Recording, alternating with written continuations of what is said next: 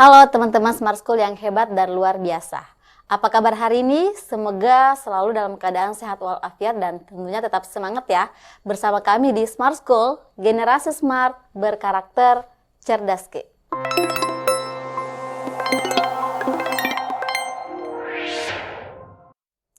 Baik, kembali lagi bersama dengan saya, Istiqomah Abdi. Pada kesempatan ini akan membersamai teman-teman untuk membahas materi kita tentang fisika.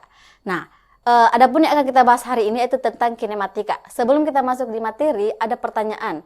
Misalkan teman-teman ingin menuju ke suatu tempat, terus teman-teman ingin tiba lebih cepat. Kira-kira yang manakah yang lebih penting? Apakah meningkatkan kecepatan atau meningkatkan percepatan? Nah, inilah yang akan kita bahas di kinematika. Jadi sebenarnya kalau kita mau membahas tentang kinematika, di kinematika itu dia adalah cabang ilmu fisika yang membahas tentang gerak. Namun, tidak ditinjau penyebab benda bergerak. Yang menyebabkan benda bergerak itu adalah contohnya gaya. Nah, di kinematika ini kita tidak bahas tentang gaya. Kita hanya bahas tentang gerak saja. Kira-kira apa-apa saja besaran-besaran di kinematika itu atau di gerak itu seperti kayak jarak, percepatan, apalagi waktu. Nah, itulah yang akan dibahas di kinematika. Nah, di kinematika itu sendiri karena dia membahas tentang gerak, gerak itu sendiri berdasarkan lintasan itu kita bagi menjadi dua secara umumnya. Ada namanya gerak lurus dan ada namanya gerak lengkung. Nah, di gerak lengkung ini kita bagi lagi, ada namanya gerak parabola dan gerak melingkar. Nah, untuk kesempatan hari ini kita akan bahas khusus pada gerak lurus. Kira-kira seperti apa sih gerak lurus itu di dalam kinematika? Nah, adapun tujuan pembelajaran yang kita capai, yang pertama, mampu menentukan besaran-besaran gerak lurus seperti jarak, perpindahan, kelajuan, kecepatan, dan percepatan dari berbagai situasi. Kemudian yang kedua, mampu menganalisis besaran gerak lurus berdasarkan grafik dengan benar. Oke, perhatikan ilustrasinya. Nah, di sini ada gambar ya, ada bola pada bidang miring, kemudian ketika dia menggelinding, mencapai dasar, kira-kira apakah kecepatan bola sama dari awal bergerak hingga berhenti? Nah, kira-kira gimana? Apakah sama ya mulai dari bergerak sampai dia tiba di dasar? Nah, inilah yang dibahas di gerak lurus. Jadi pada dasarnya di gerak lurus itu adalah membahas tentang gerak yang lintasannya lurus. Jadi bukan berarti karena ini adalah bidangnya miring, dia itu bukan gerak lurus. Tapi dia tetap dikatakan gerak lurus karena lintasannya lurus. Hanya saja bidangnya itu yang miring. Kita perkenalkan dulu, seperti apa sih gerak lurus itu? Nah, di gerak lurus itu sendiri, itu kita bagi menjadi dua. Ada GLB dan ada GLBB. GLB itu kepanjangan singkatan dari gerak lurus beraturan. Sedangkan GLBB itu adalah gerak lurus berubah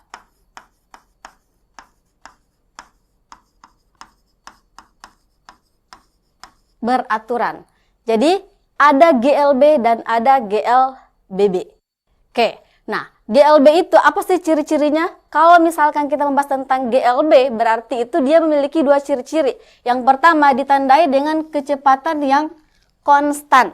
Kecepatannya konstan. Artinya apa? Kecepatan dari mulai dia bergerak sampai dia dalam perjalanannya itu dia tidak berubah. Sehingga menandakan percepatannya itu sama dengan 0, jadi tidak ada percepatan. Artinya di sini itu tidak ada kecepatan awal, tidak ada kecepatan akhir, karena kecepatannya konstan.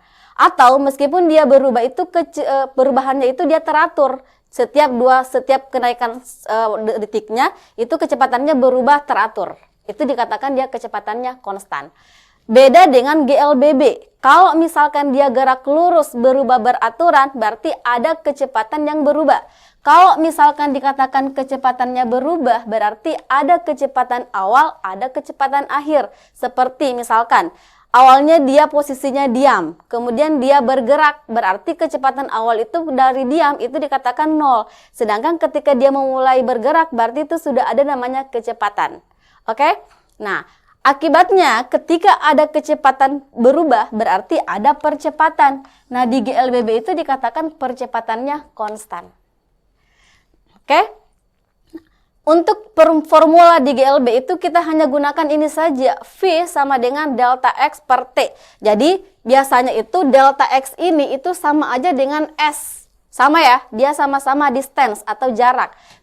Kalau misalkan kita mau lihat ini adalah distance atau jaraknya, itu dalam sistem internasional itu dia harus meter. Sama juga dengan ini sama juga jarak atau perpindahan.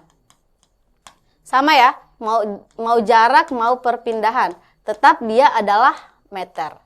Kemudian T, perubahan waktu atau T dalam satuan second. Jadi waktunya di sini itu adalah dalam satuan second. Jadi di GLB itu hanya ini aja yang kita putar-putar. Dari satu formula itu bisa menghasilkan 3 formula. Kita bisa menghitung berapa distansinya, berarti kita gunakan segitiga jaib ya.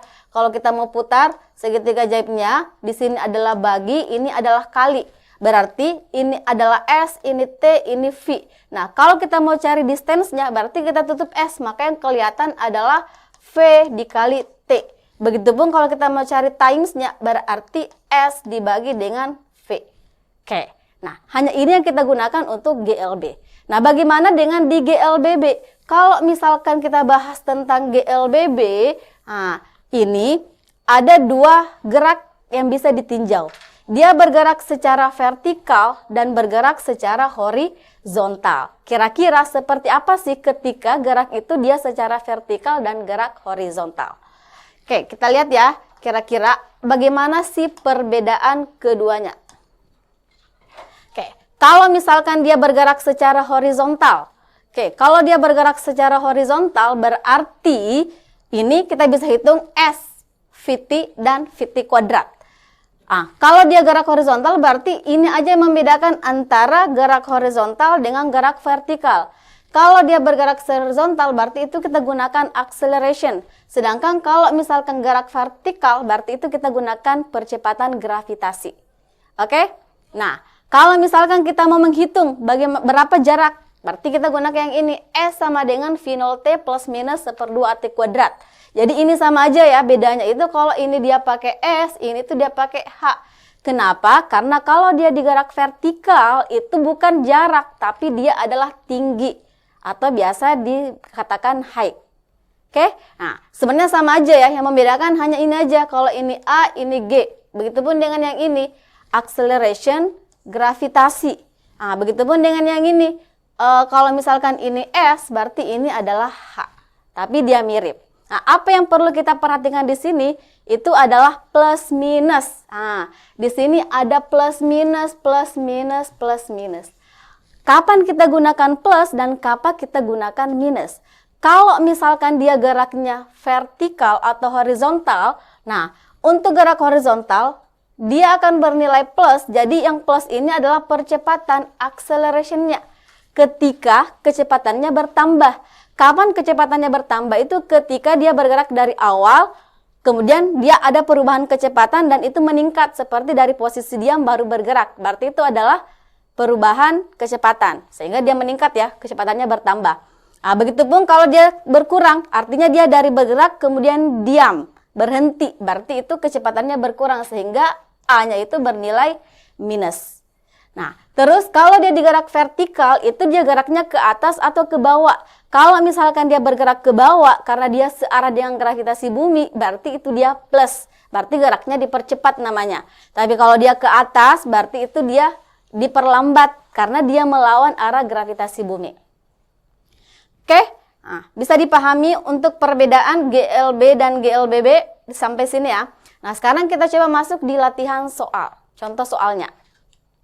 Sebuah bola dilemparkan vertikal ke atas dengan kecepatan awal 20 meter per second. Jika percepatan gravitasi 10 meter per second kuadrat, hitunglah waktu yang dibutuhkan bola sampai di titik tertinggi dan tinggi maksimum yang dicapai bola. Oke teman-teman, pertama itu kita harus identifikasi dulu apa yang diketahui soal. Di sini diketahui ada namanya kecepatan awal. Berarti kalau kita simbolkan kecepatan awal itu adalah V0 yang nilainya 20 meter per second. Kemudian ada percepatan gravitasi 10 meter per second kuadrat itu yang disimbolkan dengan G. Hitunglah waktu yang dibutuhkan bola sampai di titik tertinggi. Nah, disuruh hitung berapa waktunya. Kemudian yang B itu berapa tinggi maksimumnya. Oke, di sini aku kasih catatan ya. Kalau misalkan dia digeraknya vertikal, karena ini adalah vertikal, jelas-jelas di sini dikatakan vertikal ke atas. Nah, perhatikan, jika dia mencapai ketinggian maksimum, maka kecepatan akhir benda itu adalah 0. Oke? Kemudian, ketika dia jatuh ke bawah, misalkan dia jatuh bebas, berarti V0-nya yang 0. Jatuh bebas itu dalam artian itu benda yang tiba-tiba jatuh saja tanpa kecepatan awal. Seperti kayak kelapa yang ada di pohon tiba-tiba jatuh. Berarti itu namanya gerak jatuh bebas. Tidak ada kecepatan awal. Tapi kalau misalkan benda yang dilempar dari bawah ke atas ketika dia mencapai ketinggian maksimum, maka kecepatan akhirnya itu sama dengan 0. Oke, sekarang kita hitung bagian A. Katanya berapa waktu yang dibutuhkan bola sampai di titik tertinggi. Ingat, kalau dia mencapai titik tertinggi berarti itu kecepatan akhirnya 0. Sehingga untuk kita hitung waktunya, berarti itu kita bisa gunakan VT sama dengan V0. Karena dia vertikal ke atas, gravitasinya melawan percepatan bumi, berarti G kali T kurang. Nah, kita input V0-nya 20 dikurang 10 dikali time. Sedangkan di sini tuh nilainya adalah 0. Nah, 20 pindah ke kiri itu jadinya min 20 sama dengan 10 dikali T. Minus ya. Nah, kemudian T sama dengan 20 per 10 itu sama dengan 2 second. Sehingga untuk poin A itu kita dapatkan timesnya itu adalah 2 second. Nah, kira-kira berapa tinggi maksimum yang dicari? Berarti kita lihat lagi berapa ketinggiannya. Maka H max sama dengan V0T kurang 1/2 GT kuadrat. Oke, kita kasih masuk 20 dikali timesnya sudah kita dapat di poin A. Berarti kita input di sini 2 dikurang 1/2 kali 10 kali 2 pangkat 2. Jadinya 40 dikurang. Ini boleh kita tembak ya. Kalau misalkan menyelesaikan matematikanya itu kita coret-coret saja.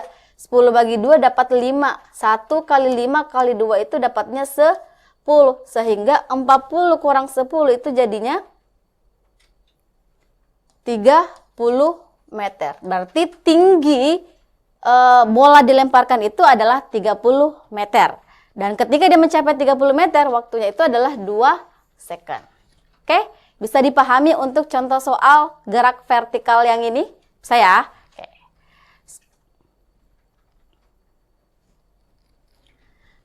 Nah, sekarang bagaimana kalau misalnya itu grafik? Jadi selain hitungan rumus itu ada grafik. Nah, di sini perlu juga diperhatikan bagaimana sih model grafiknya kalau misalkan dia GLB dan GLBB. Oke, teman-teman, di sini bisa lihat ada model 3 grafik ya. Hubungan antara velocity dengan times ya, V dan T. Kalau misalkan dia grafiknya ke atas, berarti ini dia dipercepat. Kalau misalkan dia lurus, berarti ini GLB, artinya kecepatannya konstan. Kalau misalkan dia turun, berarti ini dia grafiknya diperlambat. Nah, ini artinya GLBB, ini juga GLBB. Jadi yang menandakan dia GLB itu hanya yang ini. Kenapa? Karena hanya ini menandakan bahwa kecepatannya konstan. Oke, jadi maksudnya ini setiap perubahan dalam waktu berapapun itu dia kecepatannya tetap sama. Makanya dia dikatakan GLB. Oke? Nah, sekarang bagaimana kalau hubungan antara distance atau jarak dengan times? Nah, kalau misalkan dia constant velocity artinya itu dia GLB, berarti itu dia lurus ke atas. Jadi jangan sampai teman-teman terbalik ya antara grafik yang ini sama grafik yang di sana. Oke? Kalau di sana itu hubungan V sama T, kalau ini hubungan antara jarak dan waktu. Terus yang ini zero velocity. Tidak ada perubahan kecepatan ya. Kecepatannya 0. Ini pun. Terus yang ini acceleration. Artinya itu dia dipercepat. Berarti GLBB. Nah, ini dia lambat. Jadi dia berkebalikan aja hubungan antara distance dengan times-nya.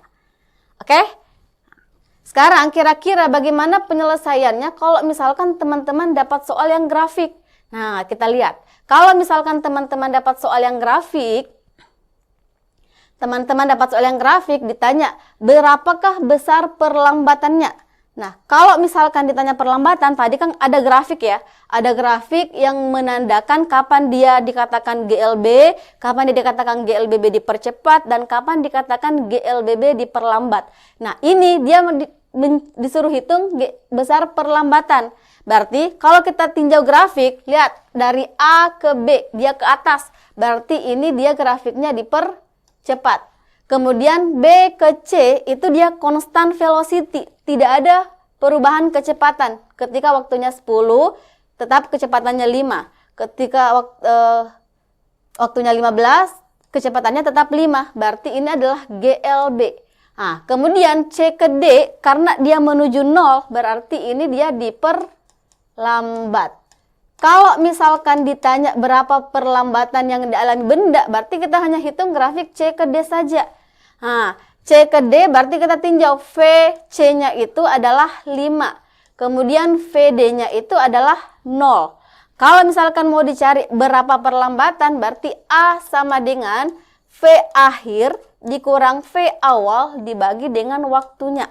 Nah, sehingga V akhirnya kan yang D ya, karena dia bergerak dari C ke D. Berarti 0 dikurang 5 dibagi waktunya itu dari 15 ke 17. Selisihnya itu adalah 2 second, karena 17 kurang 15 berarti per 2. Maka jawabannya adalah 2,5 meter per second pangkat 2. Minus. Kenapa bisa minus? Minus di sini hanya menandakan bahwa dia itu geraknya lambat. Nah, inilah menandakan bahwa kalau misalkan perlambatan yang kalian dapatkan itu minus, berarti memang geraknya itu secara diperlambat, bukan dipercepat. Oke? Bisa dipahami untuk dua contoh soal ini, soal yang bukan grafik dengan soal yang gerak dilempar ke atas. Nah, berarti jawabannya adalah B. Nah, kira-kira teman-teman kalau misalkan dapat soal yang ini, apa kira-kira jawabannya? Silakan teman-teman buktikan apakah jawaban yang kalian dapat itu sama dengan jawaban yang aku dapatkan, yaitu adalah D. Oke, cukup untuk pembahasan kita hari ini. Semoga teman-teman bisa menyimak dan melanjutkan ya, menjawab soal-soal ini. Oke, terima kasih. Sampai jumpa di pertemuan berikutnya. Assalamualaikum warahmatullahi wabarakatuh.